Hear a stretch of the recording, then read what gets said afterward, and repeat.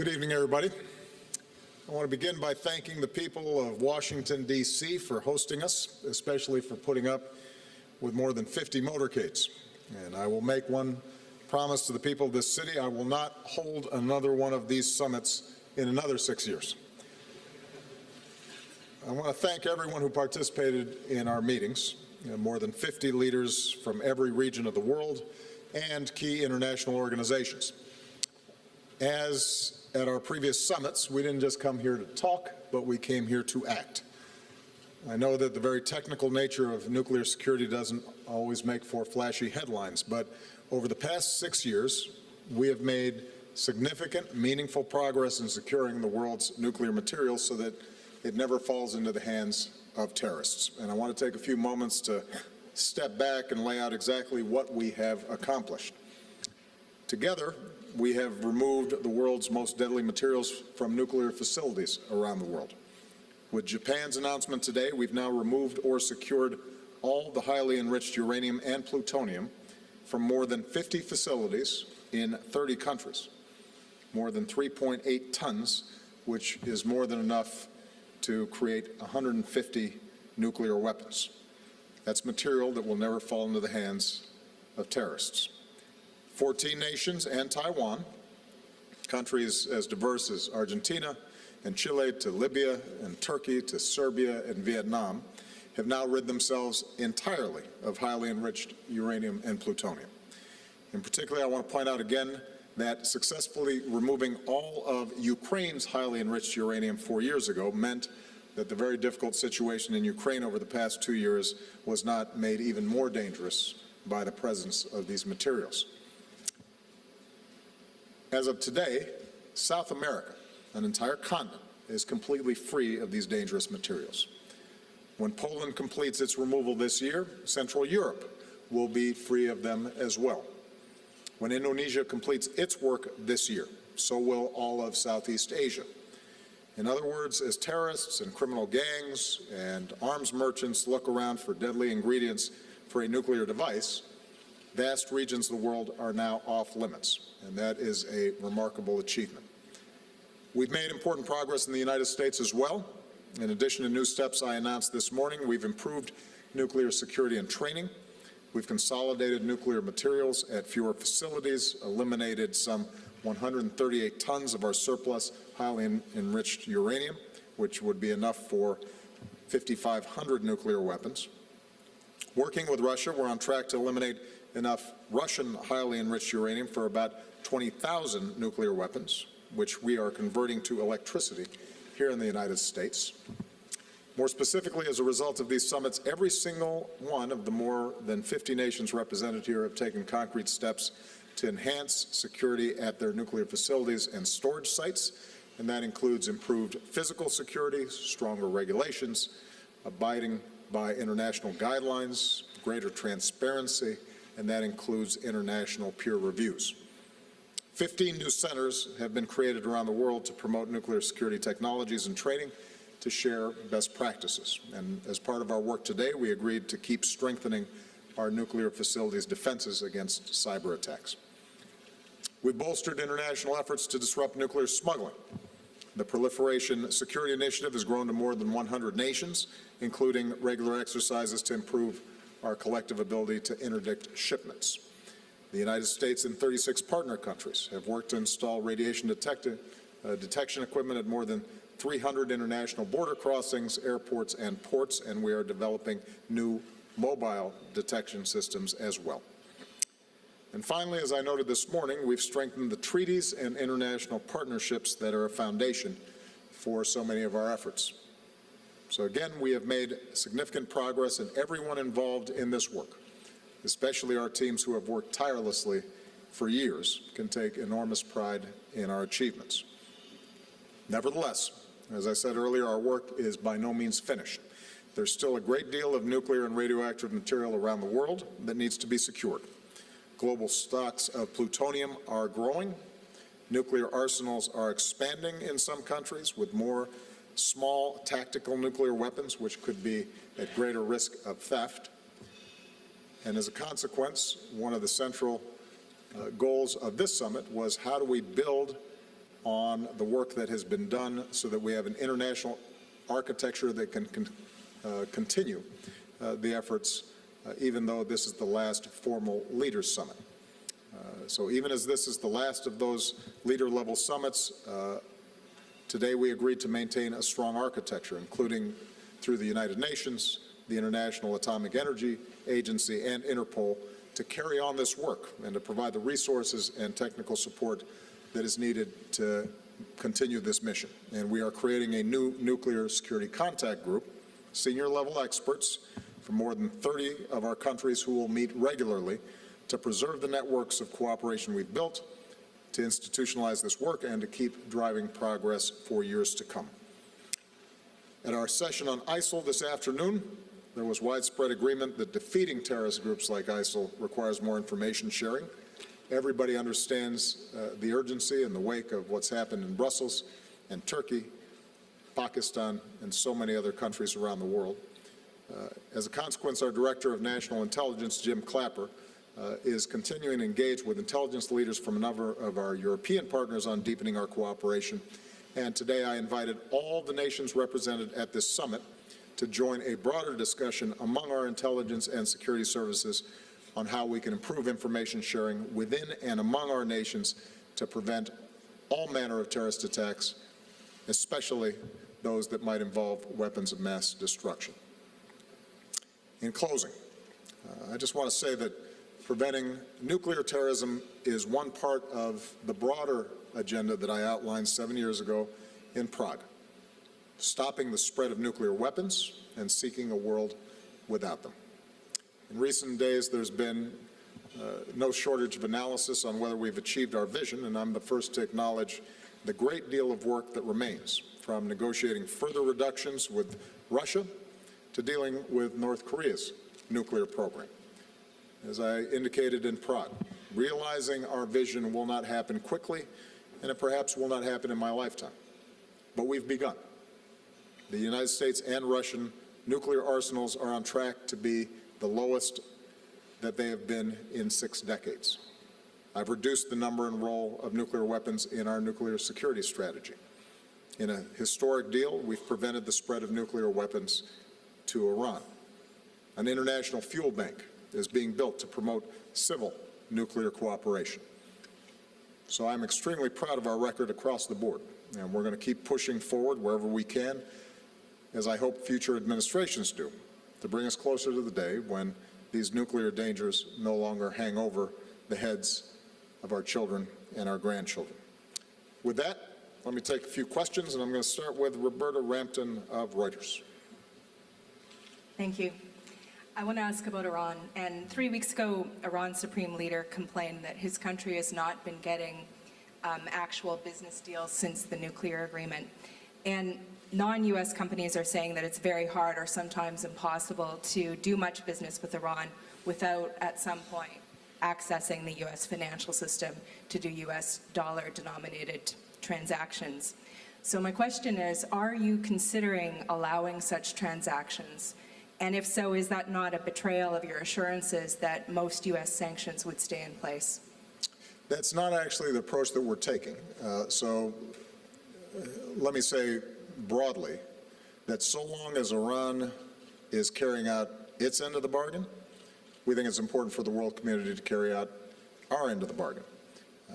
They have, in fact, based on the presentations that were made by the IAEA this morning to the P5+1, have in fact followed the implementation steps that were laid out. And as a consequence, sanctions related to their nuclear program have been brought down. Part of the challenge that they face is that companies haven't been doing business there for a long time, and they need to get comfortable with the prospects of this deal holding. One of the things that Secretary Liu and his counterparts within the P5+1 and elsewhere are going to be doing is providing clarity to businesses about what transactions are in fact allowed. And it's going to take time over the next several months for companies and their legal departments to feel confident that in fact there may not be risks of liability if they do business with Iran. And so some of the concerns that Iran has expressed, we are going to work with them to address. It is not necessary that we take the approach of them going through dollar-denominated transactions. It is possible for them to work through European financial institutions as well. But there is going to need to be continued clarification provided to businesses in order for deal flows to begin. Now, what I would say is also important is Iran's own behavior in generating confidence that Iran's a safe place to do business. In a deal like this, my first priority, my first concern was making sure that we got their nuclear program stopped and material that they already had that would give them a very short breakout capacity, that was shipped out. That has happened. And I always said that I could not promise that Iran would take advantage of this opportunity in this window to re-enter the international community. Iran so far has followed the letter of the agreement, but the spirit of the agreement involves Iran also sending signals to the world community and businesses that it is not going to be engaging in a range of provocative actions that might scare business off. When they launch ballistic missiles with slogans calling for the destruction of Israel, that makes businesses nervous. There is some geopolitical risk that is heightened when they see that taking place. If Iran continues to ship missiles to Hezbollah, that gets businesses nervous. And so part of what I hope happens is we have a responsibility to provide clarity about the rules that govern so that Iran can in fact benefit, the Iranian people can benefit from an improved economic situation. But Iran has to understand what every country in the world understands, which is businesses want to go where they feel safe, where they don't see massive controversy, where they can be confident that transactions are going to operate normally. And that's an adjustment that Iran's going to have to make as well. And frankly, within Iran, I suspect there are different views, in the same way that there are hardliners here in the United States who, even after we certify that this deal is working, even after our intelligence teams, Israeli intelligence teams say this has been a game changer, are still opposed to the deal on principle. There are hardliners inside of Iran who don't want to see Iran open itself up to the broader world community and are doing things to potentially undermine the deal. And so those forces that seek the benefits of the deal, not just in narrow terms, but more broadly, we want to make sure that over time, they're in a position to realize those benefits. Okay. David Nakamura. Thank you, Mr. President. As you mentioned at the beginning of your remarks, you just finished a working session with 50 world leaders about combating terrorism and groups like the Islamic State. And I wanted to ask you specifically about one of the strategies, prime strategies your administration is using in that effort. In the past several weeks, your administration has killed well over 200 people in airstrikes in Somalia, Libya, and Yemen, according to the Department of Defense. How can you be certain that all of the people killed pose an imminent threat to the United States? And why is the United States now killing scores of people at a time rather than eliminating individuals in very targeted strikes? Thank you. You know, we have constructed a fairly rigid and vigorous set of criteria for us evaluating the intelligence that we receive about ISIL, where it might be operating, where al-Qaeda is operating. These guidelines involve a whole range of agencies consulting extensively and are then checked, double-checked, triple-checked before kinetic actions are taken. And for the most part, our actions are directed at high-value targets in the countries that you just described, outside of the theater of Iraq and Syria. In some cases, what we're seeing are camps that, after long periods of monitoring, becomes clear are involved in and directing plots that could do the United States harm, or are supporting ISIL activities or al-Qaeda activities elsewhere in the world. So if after a long period of observation we are seeing that, in fact, explosive materials are being loaded onto trucks and individuals are engaging in training in small arms, and there are some of those individuals who are identified as couriers for ISIL or al-Qaeda, then based on those evaluations, a strike will be taken. But what we have been very cautious about is making sure that we are not taking strikes in situations where, for example, we think there's the presence of women or children, or if it is in a normally populated area. And, you know, recently we laid out the criteria by which we're making these decisions. We declassified many elements of this. We are going to be putting forward and trying to institutionalize on a regular basis how we make these evaluations and these analyses. I think, you know, in terms of the broader debate that's taken place, David, I think there's been in the past legitimate criticism that the architecture, the legal architecture around the use of drone strikes or other kinetic strikes wasn't as precise as it should have been, and there's no doubt that civilians were killed that shouldn't have been.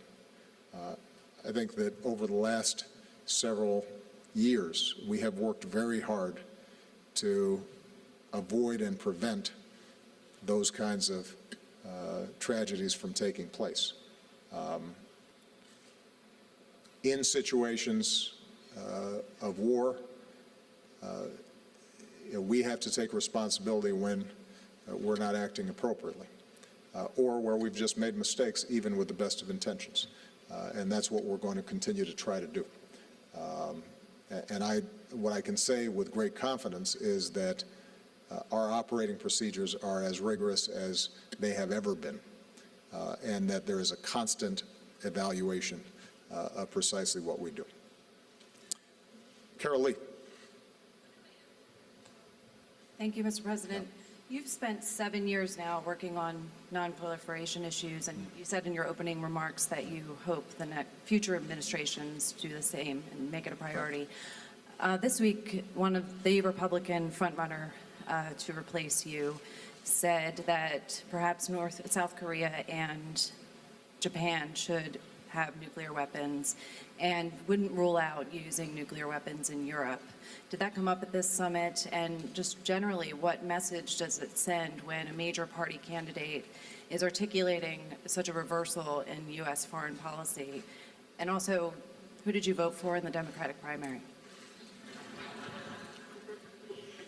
Well, first of all, it's a secret ballot, isn't it? Okay. All right. No, I'm not going to tell you now. What do the statements you mentioned tell us? They tell us that the person who made the statements doesn't know much about foreign policy or nuclear policy or the Korean Peninsula or the world generally. It came up on the sidelines. I've said before that you know, people pay attention to American elections. What we do is really important to the rest of the world. And even in those countries that are used to a carnival atmosphere in their own politics, want sobriety and clarity when it comes to U.S. elections, because they understand the President of the United States needs to know what's going on around the world and has to put in place the kinds of policies that lead not only to our security and prosperity, but will have an impact on everybody else's security and prosperity. Our alliance with Japan and the Republic of Korea is one of the foundations, one of the cornerstones of our presence in the Asia-Pacific region. It has underwritten the peace and prosperity of that region. It has been an enormous boon to American commerce and American influence, and it has prevented the possibilities of a nuclear escalation and conflict between countries that in the past and throughout history have been engaged in hugely destructive conflicts and controversies. So you don't mess with that. It is an investment that rests on the sacrifices that our men and women made back in World War II when they were fighting throughout the Pacific. It is because of their sacrifices and the wisdom that American foreign policy makers showed after World War II that we've been able to avoid catastrophe in those regions. And we don't want somebody in the Oval Office who doesn't recognize how important that is. Andrew Beattie. Thank you, Mr. President. Yesterday you met with President Erdogan of Turkey hours after some fairly ugly scenes at the Brookings Institution. I was wondering, do you consider him an authoritarian? Turkey is a NATO ally. It is an extraordinarily important partner in our fight against ISIL. It is a country with whom we have a long and strategic relationship with. And President Erdogan is someone who I've dealt with since I came into office. And in a whole range of areas, we've had a productive partnership. What is also true, and I have expressed this to him directly, so it's no secret that there are some trends within Turkey that I've been troubled with. I am a strong believer in freedom of the press. I'm a strong believer in freedom of religion. I am a strong believer in rule of law and democracy. And there is no doubt that President Erdogan has repeatedly been elected through a democratic process. But I think the approach that they've been taking towards the press is one that could lead Turkey down a path that would be very troubling.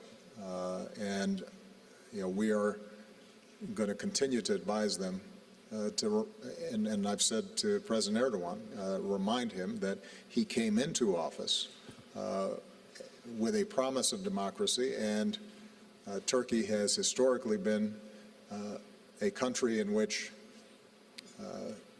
deep Islamic faith has lived side by side with modernity and an increasing openness, and that's the legacy that he should pursue, rather than the strategy that involves repression of information and shutting down democratic debate.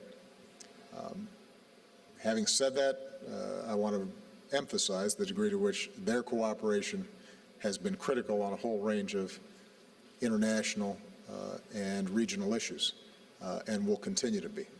And so, as is true with a lot of our friends and partners, we work with them, we cooperate with them, we are appreciative of their efforts, and there are going to be some differences. And where there are differences, we will we will say so. And that's what I've tried to do here. I'll take one last question. This young lady right there. Thank you, President. Mr. President, what do you think? Where are you from, by the way? I am from Azerbaijan. Okay. How can Azerbaijan support in nuclear security issue?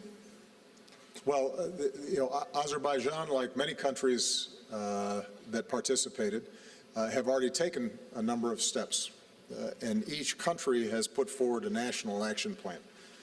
There's some countries that had stockpiles of highly enriched uranium that they agreed to get rid of. There are other countries that have civilian nuclear facilities, but don't necessarily have the best security practices, and so they have adopted better security practices. There are countries that could potentially be transit points for the smuggling of nuclear materials, and so they've worked with us on border controls and detection. And because of Azerbaijan's location, it's a critical partner in this process. I should point out, by the way, that although the focus of these summits has been on securing nuclear materials and making sure they don't fall into the hands of terrorists, the relationships, the information sharing, the stitching together of domestic law enforcement, international law enforcement, intelligence, military agencies, both within countries and between countries. This set of relationships internationally will be useful not just for nuclear material, but it is useful in preventing terrorism generally. It's useful in identifying threats of chemical weapons or biological weapons. One of the clear messages coming out of this summit and our experiences over the last 7 years is an increasing awareness that some of the most important threats that we face are transnational threats. And so we are slowly developing a web of relationships around the world that allow us to match and keep up with the transnational organizations that all too often are involved in terrorist activity, criminal activity, human trafficking, a whole range of issues that can ultimately do our citizens harm. And seeing the strengthening of these institutions, I think, will be one of the most important legacies of this entire process. Mark Landler, since you had your hand up, I'll call on you one last question. Thank you, Mr. President. I wanted to ask a question about nuclear policy. Through these past 7 years, when you've pushed to rid the world of nuclear materials and fissile material, the U.S. nuclear industry has actually worked to improve miniaturization of warheads. And while it's not developed new classes of cruise missiles or warheads, it's worked to improve the technology. And that's prompted some in China and Russia to say, well, gee, we need to keep up. Are you concerned that the technological advances in the United States have had the effect of sort of undermining some of the progress you've made on the prevention side? I think it's a legitimate question, and I am concerned. Here's the balance that we've had to strike. We have a nuclear stockpile that we have to make sure is safe and make sure is reliable.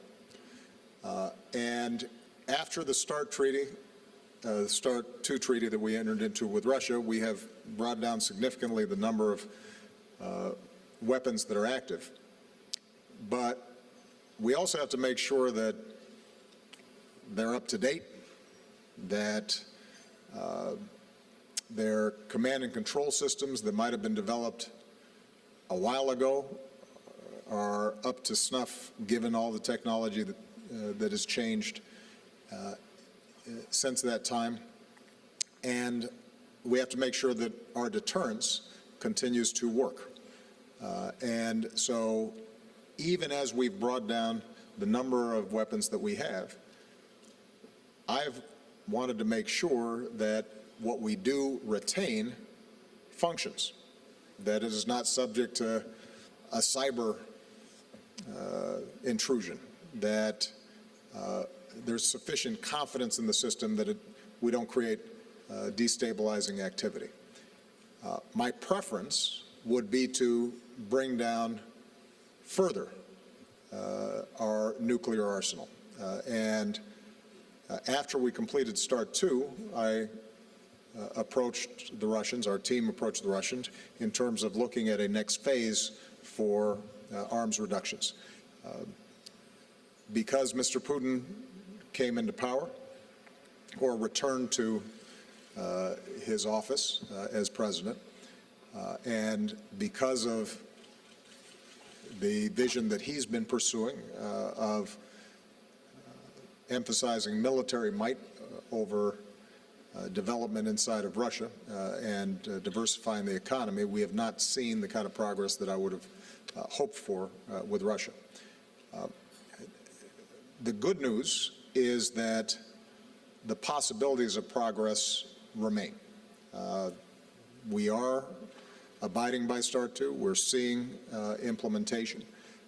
And although we are not likely to see further reductions during my presidency, my hope is that we have built the mechanisms and systems of verification and so forth that will allow us to continue to reduce them in the future. We do have to guard against, in the interim, ramping up new and more deadly and more effective systems that end up leading to a whole new escalation of the arms race. And in our modernization plan, I've tried to strike the proper balance, making sure that the triad and our systems work properly, that they're effective, but also to make sure that we are leaving the door open to further reductions in the future. But one of the challenges that we're going to have here is that it is very difficult to see huge reductions in our nuclear arsenal unless the United States and Russia, as the two largest possessors of nuclear weapons, are prepared to lead the way. The other area where I think we need to see progress is Pakistan and India, that subcontinent, making sure that as they develop military doctrines, that they are not continually moving in the wrong direction. And we have to take a look at the Korean Peninsula because the DPRK, North Korea, is in a whole different category and poses the most immediate set of concerns for all of us, one that we are working internationally to focus on, and that's one of the reasons why we had the trilateral meeting with Japan and Korea, and it was a major topic of discussion with President Xi as well. Okay. Thank you very much, everybody. Have a good weekend.